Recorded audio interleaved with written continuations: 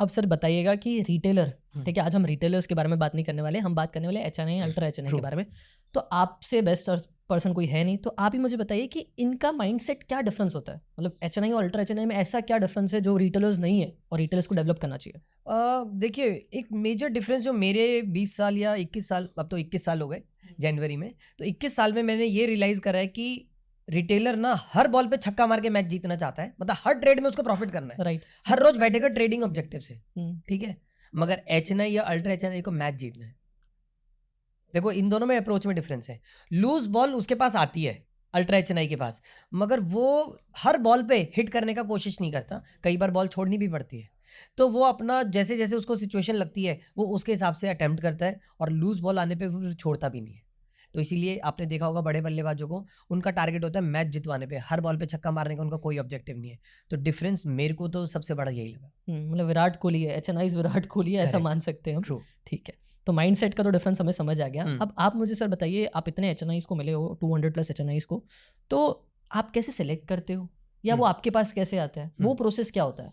देखो, जैसे मैंने बताया, तो मैं एक सॉफ्टवेयर इंडस्ट्री में था पहले, तो उसके बाद मैंने वेल्थ मैनेजमेंट कंपनीज भी ज्वाइन करी थी, तो वहाँ से कहीं ना कहीं लोगों को पता तो था कि मैं ये सब ट्रेनिंग करता हूँ।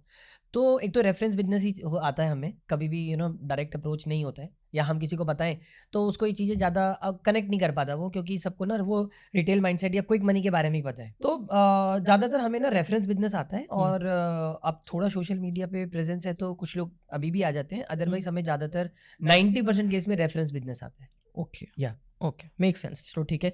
अब सर जैसे आपने बताया एचएनआई की वर्थ कितनी होती है ना, अल्ट्रा एचएनआई की वर्थ कितनी होती है? इंडिया के कॉन्टेक्स्ट में जिसके पास कम से कम 5 करोड़ रुपए का पोर्टफोलियो है वो एचएनआई है, और जिसके पास 25 करोड़ रुपए का पोर्टफोलियो है वो अल्ट्रा एचएनआई है। ऐसे लोग हैं सर, एग्जिस्ट करते हैं? बहुत लोग हैं। कितने लोग होंगे?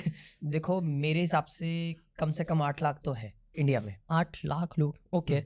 अब बट 140 करोड़ में से 140 करोड़ में से हाँ, बात हुआ है, तो कोई हाँ, नंबर नहीं है, नंबर वैसे कुछ तो भी ये नहीं है, ऑफ कोर्स नहीं है। हाँ, but they think out the box. Out of the box, okay. अब बात करते हैं कि सर आजकल ना, जैसे मैं भी एक कंटेंट क्रिएटर हूँ, मैं फाइनेंस के ऊपर कंटेंट बनाता हूँ, तो हमने रिसर्च के अकॉर्डिंग हमें ये पता चला है कि अग्रवाल्स बहुत ज़्यादा मतलब उनके पास बहुत ज़्यादा पैसा होता है, वो बहुत वेल्दी होते हैं, क्या ये सच है? बिल्कुल सच है। अगर मैं बाई चांस, मुझे नहीं पता ये आपके दिमाग में क्वेश्चन कैसे आ गया, हाँ। अगर मैं अपने एचएनआईस की पूरी लिस्ट उठाऊं तो मैंने सबसे ज्यादा शायद अग्रवाल या गुप्ताज ऐसे लोग पढ़ाए, सबसे ज्यादा। और कौन लोग होंगे इसमें से? मतलब सबसे ज्यादा तो मुझे यही टॉप लिस्ट है, उसके बाद शायद पंजाबीज भी हाँ। है, ओके, चलो great, great to hear that. हाँ। अब बात करते हैं आगे की कि आपका स्क्रीनिंग प्रोसेस क्या होता है, अगर आपके पास लेट सपोज कोई एचएनआई आया, और उससे भी पहले हम ये बात कर सकते हैं कि टाइप ऑफ एचएनआईज कौन से होते हैं, मतलब आपके पास ऐसे कौन से एचएनआईज आए हैं, मतलब लेट सपोज उनका एम क्या होता है? देखिए, होता क्या है यहाँ पे ना, एचएनआईज को पहले हमें ये समझना पड़ेगा उनके पास ये वेल्थ आई कैसे है। ओके। एक तो ये है कि किसी के ग्रैंडफादर ने दे दी, फादर ने दे दी। हाँ। तो ज्यादातर मेरे पे ना ऐसे केस आते हैं कि अब वो उनको ग्रो करना चाहते हैं, बट उनके पास ना वो वाली नॉलेज नहीं है कि इसको हाउ टू ग्रो इट। तो उन्हें लगता है कि भाई ये पैसा अगर मैंने इन्वेस्ट कर दिया और ये रिस्क पे आ गया तो फिर पता चला जो लेगेसी में मिला है वो भी जा सकता है। तो अगर मैं हिस्ट्री देखूं अपनी पूरी 20 साल की, तो सबसे ज़्यादा वो लोग हैं जिनके पास लेगेसी में जिनको पैसा मिला है। तो अब वो लोग थोड़ा डरते हैं, तो डरने के फिर रेफरेंस मिल जाता है उन्हें, तो फिर हम उनको सिखाते हैं और फिर वो अपने आप को ग्रो करते हैं। Great great. अब बात करते हैं कि एचएनआईज में क्या जेंजी लोग हैं आपके पास, मतलब जिन्होंने खुद ने वेल्थ क्रिएट करी है, क्या ऐसे लोग हैं? मुझे लगता है बहुत कम लोग होंगे, बट अगर है तो प्लीज उनके बारे में बताइए। मैं एक एग्जांपल तो बताना चाहूंगा। एक जेंजी तो वर्ड आप लोगों ने अभी सुना है 1-2 साल पहले। मेरे को एक जेंजी ना 2014 में मिला था, अमेजिंग बंदा। मैं तो अमेजिंग वर्ड, मतलब मुझे आई रियली स्टिल, वो बहुत अच्छा इन्वेस्ट भी करता है, ट्रेड भी करता है, मगर ना ये डिसीजन उसके फादर ने लिया था। ठीक है। उसके फादर को लगा था कि ये ना बहुत इधर उधर के काम करता है और ये ना टारगेट ओरिएंटेड काम नहीं कर रहा अपनी लाइफ में। ओके। तो हिज फादर डिसाइडेड कि बॉस तू ना ट्रेनिंग ले वेल्थ मैनेजमेंट की। तो उनके दोस्त को या उनकी फैमिली को मैंने पूरा पढ़ाया था, उनके दोस्त की पूरी फैमिली को। तो फिर उन्होंने रेफरेंस दिया, बात हुई, तो इसको पढ़ाना है, तो मैं पहले तो मिला, तो थोड़ा फन में ही रहता था, ज़्यादा चीज़ें वो सीरियसली नहीं ले रहा था। बट एक बात पे ना वो एग्री करता था अपने फादर के साथ कि मैं ना इन्वेस्ट सीखने के बाद करूँगा। वो कहते मैं तेरे को पैसे दूंगा बट तू पहले सीख ले। तो इस बात पे दोनों एग्री थे।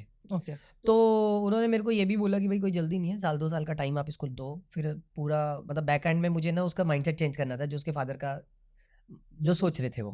तब उसकी एज करीब 16-17 साल थी। तो मैंने उसको पूरा सिखाया। उसके फादर ने उसको स्टार्टिंग में आई थिंक 5 लाख रुपए दिए, कह रहा अब इसको ग्रो कर। ओके। तो जो भी मैंने सिखाया उसने इम्प्लीमेंट करी सारी लर्निंग्स। और शायद पहले साल उसका 22% के आसपास का रिटर्न था, जो मुझे याद है, और काफ़ी पुरानी बात है ये तो। अब तो उसके बाद फिर अगले साल उसके फादर ने उसको 15 लाख रुपए दिए। अब 20 लाख हो गए थे इन्वेस्टेड वैल्यू। उसने उसको भी वही 20-25% के हिसाब से साल का बढ़ाया, और 2 साल लगातार हो गए थे। अब उन्होंने एक और पैसे दिए, मतलब 30 लाख रुपए और दिए, 50 लाख हो गए, और एक एडिशनल 5 लाख दिए, वो ट्रेडिंग के लिए दिए। ओके। और धीरे धीरे धीरे करके आज की डेट में वो अपना खुद फंड मैनेज करता है फैमिली का। पेरेंट्स हाईली सेटिस्फाइड है, अब वो फोकस अप्रोच के साथ ग्रो कर रहा है। और अब तो उसके और 2 रिलेटिव्स है, वो भी कहते हैं भाई तू हमारा फंड मैनेज कर ले, so will give you sharing.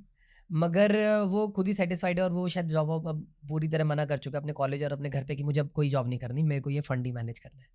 और अब वो पूरी तरह फोकस्ड है, बस ये एक बेस्ट पार्ट है जेनजीज में। मगर एक बेस्ट पार्ट भी मैं बताए तो ये लोग ना थोड़ा फोकस्ड भी होते हैं, ठीक है, मतलब डिस्ट्रैक्शन लोगों को लगता है ऐसा, मगर मैं जितना और डीपली इनसे बात करते हैं ना, जैसे कई बार आपने देखा कोई वीडियो गेम जैसे खेल रहे, तो बस उसी को खेल रहे हैं, कोई ध्यान इधर उधर नहीं जा रहा है। तो मेरे को ये लगता है कि बस इस फोकस वाली अप्रोच को ना हमें उधर शिफ्ट करना है इसका, राइट कि भाई तेरे को इससे एडवांटेज होगा। अब जैसे कई बार लोग कहते हैं कि यार ये लोग बहुत जल्दी जॉब चेंज करते हैं, जॉब चेंज करने के पीछे इनका फोकस है कि मेरे को पैसा कमाना है। अब कोई बंदा सामने वाला कमिटमेंट फुलफिल नहीं कर रहा तो वो जॉब चेंज कर देता है। तो मुझे लगता है कि उस फोकस को उठा के अगर इसी के ऊपर ही डाल दिया जाए, भाई तेरे को वेल्थ बनानी है, और ये पूरी अप्रोच है। इसके फादर का एक बेस्ट पार्ट था, उन्होंने पूरी अप्रोच समझा दी थी उसको। तो अब उस बंदे ने उसको फिर इम्प्लीमेंट करा, और आज की डेट में मतलब everyone you know they love him कि भैया बहुत अच्छा काम कर रहा है।